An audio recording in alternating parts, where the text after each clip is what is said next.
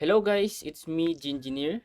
Welcome sa ating channel and medyo matagal tayong hindi naka-upload guys ng video lecture natin kasi nag-focus tayo sa mga enrollees natin ano.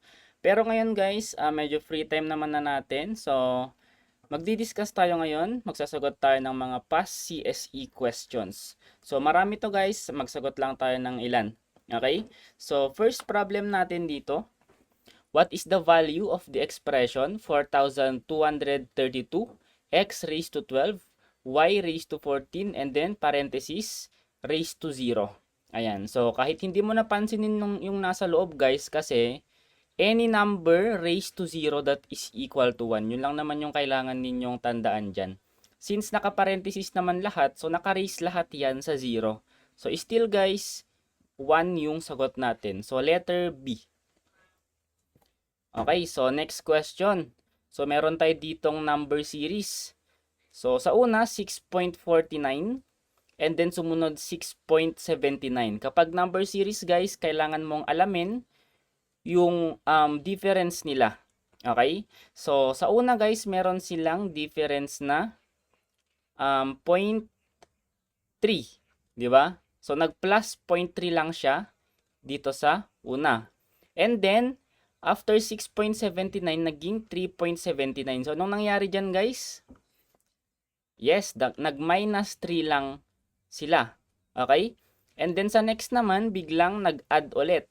So, 3.79 naging 3.99. So, nag-plus 0.2 siya.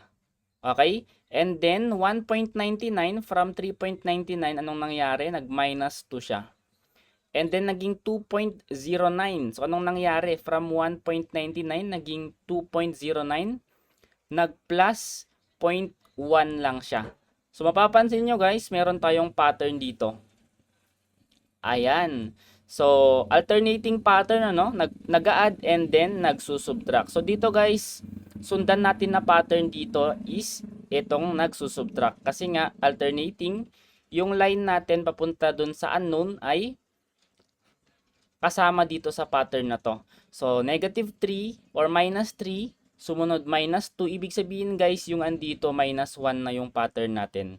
Okay? So, from the last series na 2.09, mag-minus 1 lang tayo. So, sagot natin dito ay 1.09. Ayan. So, letter or number 2. Okay, sige. Magsagot pa tayo guys. Ayan. So, 2 times 1 plus 2. Tapos, parenthesis, 4 plus 1 times 2. Parenthesis ulit, 6 times 1 plus 2 and then blank. So, sagutan muna natin guys yung first parenthesis natin. So, ang kailangan nating i-operate na operation dyan na una ay syempre yung multiplication. Ayan. Kung naalala nyo yung rule ng PEMDAS natin, mauuna si multiplication before yung addition. So, sa 2 times 1 plus 2, mauuna si 2 times 1. That is 2. And then mag plus 2 ka. So sa unang parenthesis, meron tayong sagot na 4. Sa pangalawang parenthesis, kailangan mong unahin ito kasi naka-multiply. So 1 times 2, that is 2 plus 4. So ang next parenthesis natin, ang sagot ay 6. Okay, sa susunod naman, 6 times 1, mauuna to. That is 6 plus 2. So ang next dyan ay 8. So may blank tayo guys na next. So, based naman dito sa pattern natin, meron tayong pattern na plus 2, di ba? So, each parenthesis nagpa-plus 2 siya. So, from 4, 6, 8, ibig sabihin guys, yung next parenthesis natin dito dapat plus 10 na. So, 5 yung sagot natin, or letter E. Ayan. Okay, so next. The simplified form of 90,400 over 9,040 is... Ayan, so madali lang naman yan guys kasi hawig naman sila. Ayan, so itapat mo lang sila guys. Ganyan, and mag-cancel ka na. Itong 9,040, pwedeng i-cancel yan sa baba. Ang natira na lang isang 0.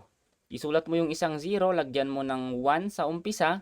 So yan na yung sagot since nasa numerator naman yung 0. So 10 guys yung sagot natin. Okay, next. What is the sum of 20% of 15 and 50% of 30? Kapag sinabing sum guys, that is addition. Unahin natin to. Ano ang 20% ng 15? Meron tayong shortcut dyan, 15 divided by 5. So, 3 ang 20% ng 15. How about the 50% ng 30? Meron ulit tayong shortcut dyan, 30 divided by 2. That is 15. And then, i-add mo itong dalawa since sum ang hinahanap. 3 plus 15, that is equal to 18. Okay, ang dadali ng mga past CSE questions natin, ano? So, alam ko kayang-kaya nyo na itong ma-perfect. Ayan. Next, ito lumabas din to nung last March. Suppose that 1/4 of n is 15, which expression will give n? 1/4 daw ng n is 15. So, kapag is guys ay equal yan. Okay? And ang of naman, syempre, naka-multiply yan. So, ganito guys yung equation natin. Ang hinahanap guys, ano daw yung mabibigay na expression ni variable n. So, kailangan nating i-divide both side ito ng 1/4 para makancel si 1/4, di ba? Ayan. So, sagot natin dyan ay 15 over 1/4 or kapag binaliktad mo to, itataas mo si 4. Di ba? So, magiging 15 times 4 over 1 or 15 times 4 na lang. Ganun lang naman kadali. Ayan. So, hindi naman kinuha yung sagot dito. So, ang meron lang sa choices natin ay 15 times 4. So, ito na yung sagot natin guys na pipiliin natin. Ayan. Naka-times naman yan or naka-multiply naman. Okay? Sige, magsagot pa tayo. What is the ratio of 3/5 to 1/2? Ayan. So, ratio guys, alam naman natin yung ratio natin. Di ba? Itong dalawang tuldok. Ayan. Or colon, di ba? So, anong operation na gagamitin natin kapag ratio ang pinag-uusapan? Ayan, that is division, di ba? Kung meron tayong whole number na ratio, for example, 3:5, pwedeng i-convert yan into fraction that is 3 over 5. So, same lang din dito. I-convert lang to natin sa fraction. So, 3/5 divided by 1/2. Ganyan yung fraction niya. So, division guys, yung gagamitin nating operation. Ano nga ulit yung rule kapag nagdi-divide tayo ng fraction? Ayan, pwede yung fish method, pwede yung gagawing multiplication, yung operation, then i-flip yung isang fraction. So, try natin yon. So, pag fish method, ganito lang. Ayan, mag-check ka lang dyan. I-multiply mo. 3 times 2, that is 6. Sa kabila naman, ayan, so 5 times 1, sa baba mo naman ilalagay, that is 5. So 6 over 5 guys or equal to 6:5. Ayan. So, number 1. So, next tayo. Sige, magsagot pa tayo ng ilan. Okay, in what ratio solution A which contains 60% milk and solution B which contains 20% milk be mixed so that the obtained solution contains 35% milk?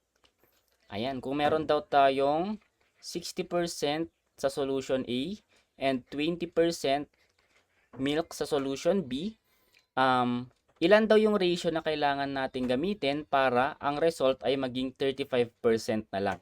So, pwede tayong gumamit dito ng alligation method. So, paano yon? Kunin lang natin yung difference ng mga to. So, 60 minus 35, that is 25. Ito kasi, baliktad siya, di ba? Pero absolute value yung kukunin natin. 35 minus 20. Ayan. So, that is 15. And tandaan natin guys na yung ratio natin is inverse proportion. So, mauuna dapat si 15 dito. So, 15:25 or kapag ni-reduce natin siya into lowest term, magiging 3:5. Ayan.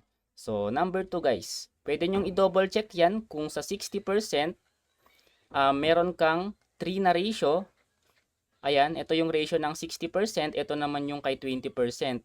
So, syempre, liliit na yan kasi mas maliit yung 3 na ratio niya. And syempre, kapag kay 20% naman, na merong mas malaking ratio, aakyat naman siya. So, possible talaga mag-meet sila dito sa 35%. Okay? Ayan. Okay, so marami pa to, pero sige, last example na muna yung isosolve natin. Kasi i-explain ko naman to guys sa mga enrollees natin mamaya sa refresher namin. Ayan, so sige, last muna tayo guys ha. A liter of juice drink is 9% sugar and 15% artificial flavoring. What is the volume in milliliters of the natural flavoring? Okay, so conversion muna tayo. So, a liter kasi sabi niya, ibig sabihin 1 liter yan ha. Sa 1 liter, meron tayong equivalent na 1,000 ml or milliliters. So, yung 9% daw ay sugar, yung 15% naman ay artificial flavor. So, ang tinatanong kasi dito ay yung natural na flavor. So, ito guys, mga artificial flavor to. So, i-add lang natin. 24% guys, yung hindi natural na flavor. So, sa 100%, i-minus lang natin yung 24%. Ito yung mga hindi natural guys ha. So, makukuha natin dyan 76% ang natural. Okay? So, basically guys, kukunin natin yung 76% ng 1,000 ml. Okay? So, i-multiply lang naman natin yan sa 0.76, di ba? Yung 1,000 i-multiply sa 0.76.